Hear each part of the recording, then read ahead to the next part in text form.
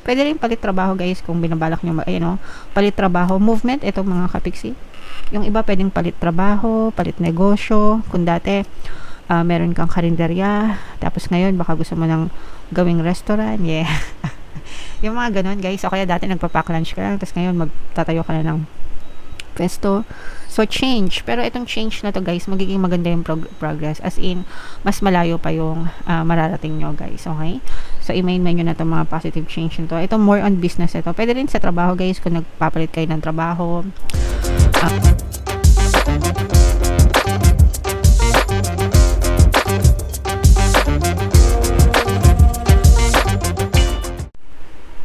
Hello guys, hello Sagittarius. Welcome back to Pinoy Pixie Tarot. Ang pamagat ng episode natin for tonight is Money Money Come to Me. Ito yung ating money reading mga kapixie para sa Sagittarius, Sun, Moon, Rising Sign, and Venus.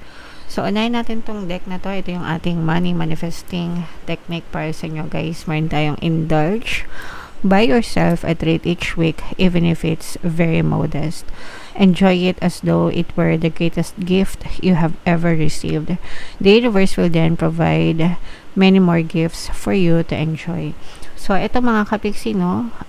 Kailangan na, ito yung sinasabi natin na reward yourself, no? Treat yourself, reward yourself, mga kapiksi. Kasi, una, deserve mo naman talaga na i-treat yung sarili mo dahil sa kasipagan mo, dahil sa pagiging responsable mo sa buhay. Pangalawa, kapag tinitreat natin yung sarili natin, mas lalo tayong namomotivate, no? Mas lalo tayong ginaganahan para, alam niyo yun, to do better, di ba? Para next time, pwede mo ulit ilibre yung sarili mo. Parang sasabihin mo sa sarili mo na, gagalingan ko pa, no? Para sa susunod, mas malalaking reward yung pwede mong ibigay sa sarili mo. And then, pangatlo, the universe will give you more gifts for you to enjoy, mga kapiksi, no? Kasi nakikita ng universe na nag-enjoy siya, gusto niya to, kaya bibigyan pa natin siya ng more na ganito. Okay? So, kanya-kanya tayong trip pagdating sa rewards, mga kapiksi. Hindi mo naman kailangan gumastos ng bonggang-bongga para i-reward yung sarili mo. Yung naaayon lang din sa kakayahan nyo, mga kapiksi, sa lifestyle nyo. So, yung iba, every payday, bumibili sila ng mga bagong gamit nila, sapatos, damit, kanyan. And then, yung iba naman, nag-iipon, no? Pang travel, yung mga 13th month nila, iniipon nila, mga gadgets, yung mga mamahalin na gamit, di ba? While yung iba naman, talagang bumibili ng mga bahay, kotse, no? And that's fine. Sabi ko nga sa inyo, as long as kaya nyong bilhin. Deserve nyo yan, mga kapiksi. Okay? Alright. So, yeah. Comment down below kung anong favorite mo na reward. Yung iba mga nagpapaspa, nagpapaparlor. Syempre, guys, dapat ginagawa natin yan. So, yeah. Comment down below, mga kapiksi, kung anong klaseng pagpapaganda tuloy. Kung anong klaseng reward, no, yung binibigay nyo sa sarili nyo, guys. So, ito naman, shuffle natin to, hanapin natin yung energy ng Sagittarius at saka yung energy ng money. Habang sinashuffle ko to, guys, panoorin nyo muna yung video natin regarding sa ating paano mag-manifest ng abundance video course. Kapiksi, sawa ka na ba sa mga struggles at hirap sa buhay mo? Masipag ka ba at masikap sa buhay ngunit hindi ka pa rin umaasenso? Ilang beses ka na bang nag-attempt mag-negosyo at mag-invest pero palagi ka pa rin nalulugi? Sa pagkakataon na ito ay maaaring may subconscious beliefs ka na nagiging balakid sa iyong pag-unlad at pagyaman. Introducing, paano mag-manifest ng abundance video course. Dito ay matututunan mong ma-overcome ang mga balakid mo para tuluyan ka ng umunlad, umasenso, sumagana, maging matagumpay, successful at maswerte sa iyong kabuhayan, pera, trabaho, negosyo, salapi at kaperahan ng bonggang-bongga. Dali, mag-send na ng email sa pinoypixie@gmail.com at simulan na ang iyong pagyaman ngayon.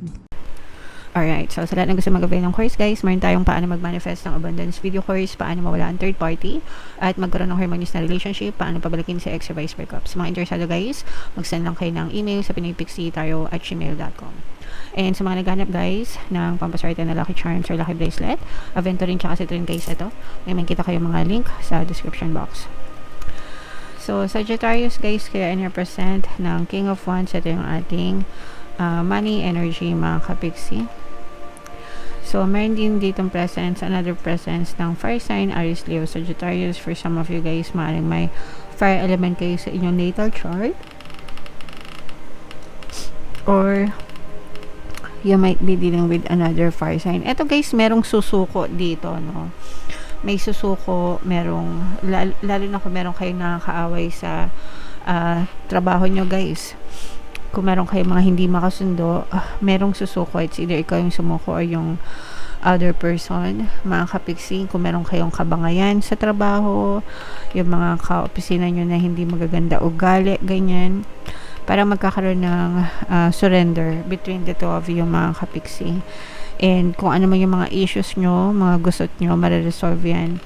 Pwede nyo guys pakinggan yung ating pampabait ng boss and mga kasamaan sa trabaho o kaya yung lucky charm sa trabaho na subliminal. Kasi yung subliminal na yun guys, ginawa ko yun para magkaroon kayo ng harmonious na relationship sa workplace. Kasi mahirap yung may kaaway sa trabaho, may mga nambubuli, ganyan.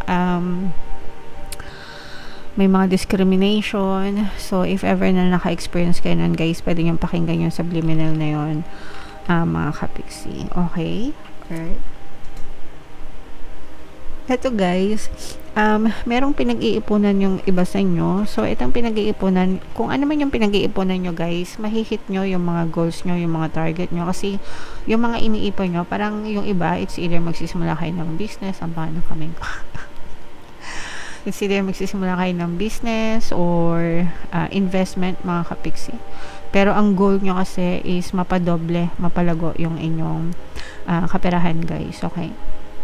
So, if yun yung goal nyo, mga kapiksi, ituloy-tuloy nyo lang guys kasi may hit nyo yung mga goal nyo. Maganda talaga na may goal, may mga plano kasi meron kayong direction, no?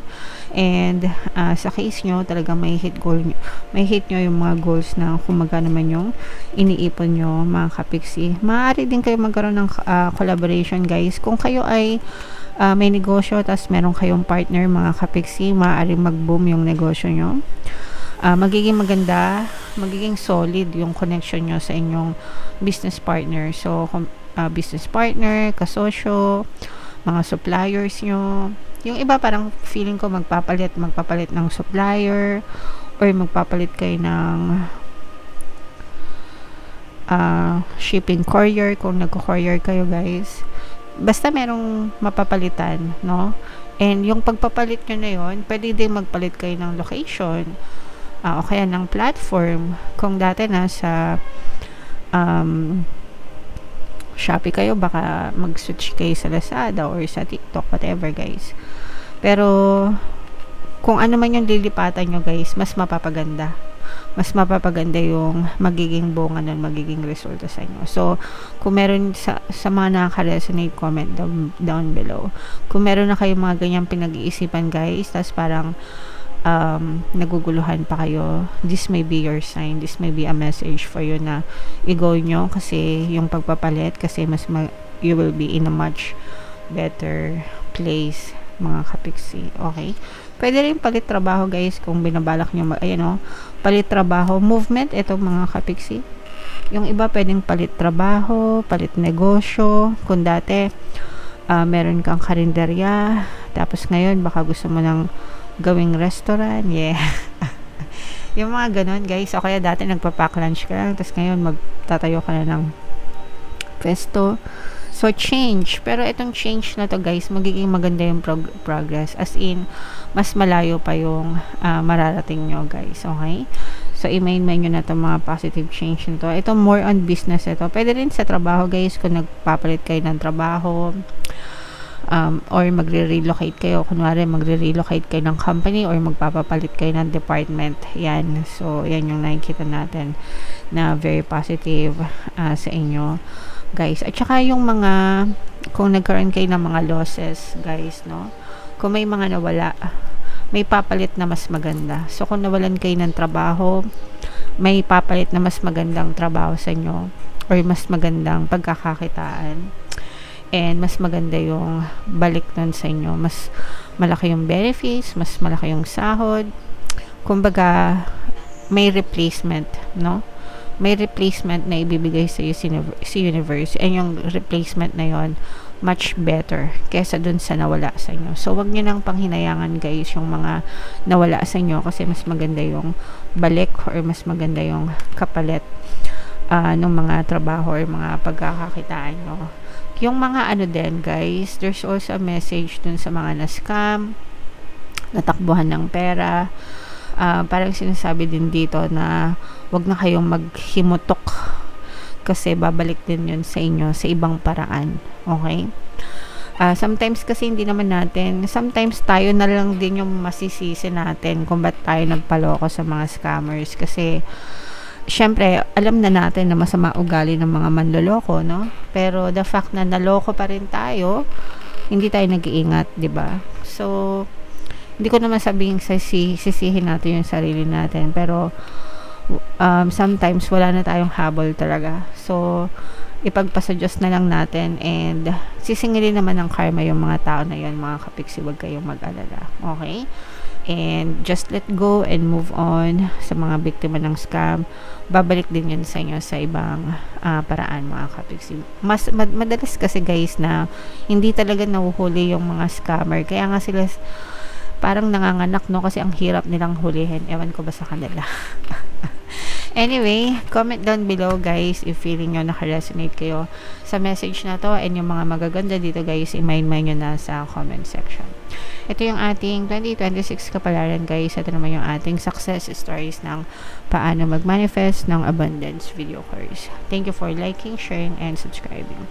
See you next time guys. I love you all. Have a nice day. Bye-bye.